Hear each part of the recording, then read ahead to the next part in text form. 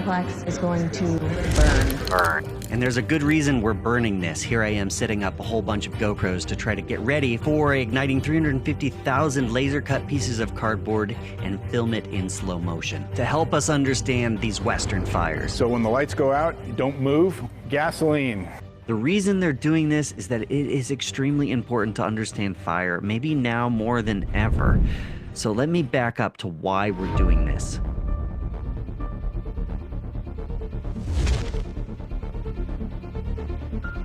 We can't just put the fires out because we can't put them out.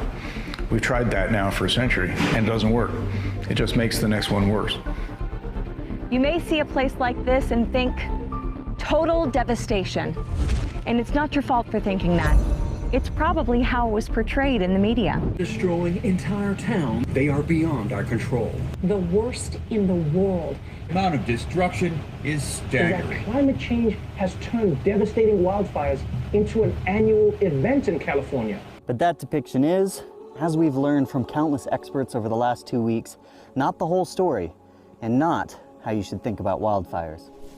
The truth is, there are a lot of habitats out west, and fire affects them each in unique ways. So it's important to start understanding the big picture when you start thinking about wildland fires.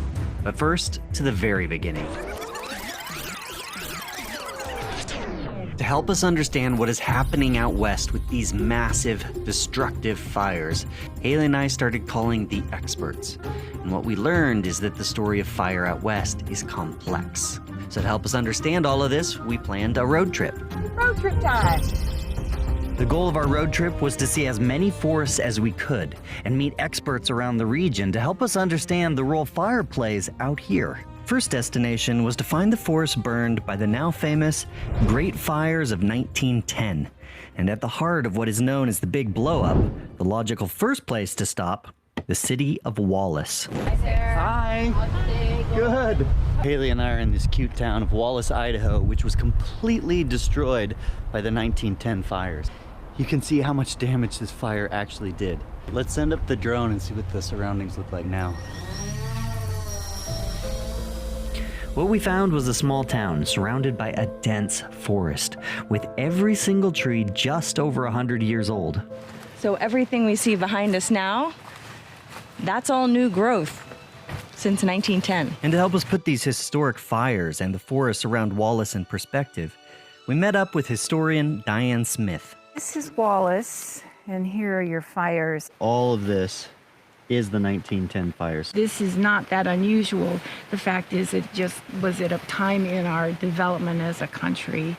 We noticed it, we paid attention to it, and we got the national attention for it. Right. As it turns out, these fires helped reinforce the idea at the time that every fire needed to be suppressed at all costs. And this suppression for so long has led to new problems, namely thick forests full of fuel. But don't just take my word for it. Let me show you the difference. Notice how different this place is than this one that has been thinned out quite heavily in the past, or like an area like this that's been burnt quite frequently. In fact, both of these areas show how many forests would have looked in the past under regular burns. The dead and low-growing material gets consumed easily by fire, very much unlike this forest, which has had fire suppression for over 100 years and could lead to a high-intensity fire. And all of this dry, dead material, that's problematic because this stuff here is what can lead to a catastrophic fire. So we went looking for a big fire and just followed the smoke. Oh gosh, huge crown fire. I gotta get this.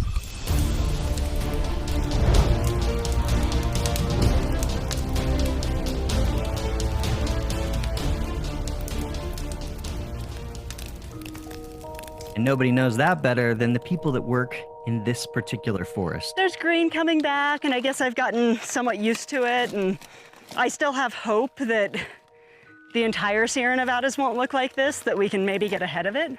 So the fires nowadays can move from the surface right into the tree canopies really easily, where in the past, fires would have kept trees pruned, they would have kept fuel densities low. And so now you end up with a lot more high severity fires in the West than had a fire regime kept under its historic recurrence. This to me is more a lesson of fire exclusion and keeping fire out of the system. If we're keeping it out of when it would burn with a beneficial effect, it will burn, and the probability of it burning at an unbeneficial state is higher. So again, this is where it's complicated. We thought if only we could stop the fires, we'd win the fight. But the fires like the King Fire here show that stopping the fires only made it worse. Add that to the fact that we're living closer than ever to these wild lands. So to help us understand the wildland-urban interface, we met up with CAL FIRE.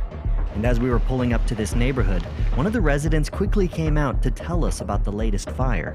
Yeah, our biggest fear is fire. It was very scary. I mean, everybody was honking and get out, and you know, there's a fire. This is the risk across California. The response piece alone isn't going to solve this challenge if the homeowners aren't organized. Because we're all in the same boat. One match away from everybody losing everything is a real fear. Literally, we could have that fire spread up in here within a matter of seconds. Wow. California is going to have fires. We're not going to stop all the fires in California, so we have to have an infrastructure that's fire resistant. We need to work on policies that help us engage in active management of our forest. That's using prescribed fire as a tool. It's all the things in the toolbox. It's a combination of managing our forest and a combination of protecting our communities that are in them. If it wasn't complicated enough, this made it very clear that you can't just let the fires burn whenever they start. The forests need to be managed to help mitigate the risk to us. But using fire seems to be one of the keys to making things safer, and knowing the science behind fire is always key to implementing good management. Fire Sciences Lab, right over here. So we made a stop at the Missoula Fire Lab to try to understand what we know about fire. What? You see the flames at the very top and how they're sticking to the slope? They really are. Everybody's laying down. They're laying down. Well, that's flame attachment. Actually a very difficult thing to understand. Here at the Fire Lab, the scientists study the basics of fire. Understanding the complexities here helps firefighters and forest managers in the field better predict and fight wildland fires. Fires are inevitable. The only choices that we really have is what kind of fire to have and when do we want it. And that's it. Almost? Ready. You're ready. Jason's ready. Mark's team is prepping to light a huge bed of precisely cut cardboard. You're not going to be in any danger. So when the lights go out, don't move. Gasoline. This is one of many experiments they'll run to understand the physics of fire, how it moves, how it spreads, and all of this measured by precise scientific instruments and high-speed cameras.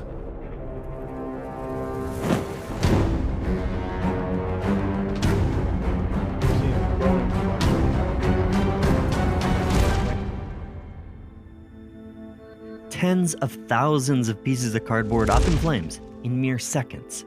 The ongoing research will help us better understand fire with the ultimate goal that we can live better with it.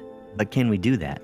And there is one forest we knew of that seems to have figured out this coexistence with fire, a place where fires burn all summer, every summer. It's part of their way of life and a mentality we wanted to know about. And here we went out with our guides Frank Lake and Steve Valentine, who work with the local U.S. Forest Service and tribe to help keep a healthy forest. This is perfect. The fire's basically come through and cleared out the understory, and all that's left are the trees. Yeah, it's black and it's charred, and you just see a few of the earliest sprouts, but you come back in here a year, it's going to be alive again. And to many, this may seem destroyed, but they view it differently here. That fire's medicine. Because it's not if it comes, it's when it comes. We need fire, and fire needs us. Frank and Steve's ancestors have been burning this forest for millennia. It's now part of what makes the forest special. They just want to make sure that it's not forgotten. Basically, what you leave behind is what's important. When they say this is your foods and your medicines, your sacred places, your springs, your water, that's essential, that's who we are as people. We have to learn to live with fire. We have to learn to respect fire. We have to maintain that security. That's why I do what I do.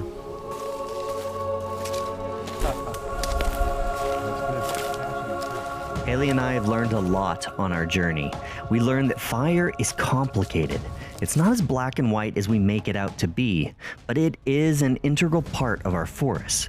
They've had fire running through them for thousands of years, and they will continue to have fire in them in the future.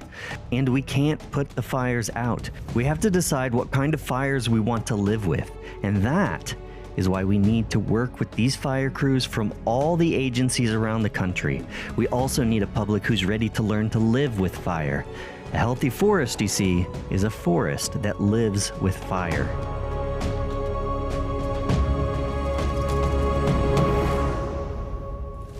Understanding fires out west is actually really complicated. It's not just about climate change. Now, we talked very little about climate change here. It's not making things any better, but there is a lot we can do on the ground right now to make sure that we can live better with fire.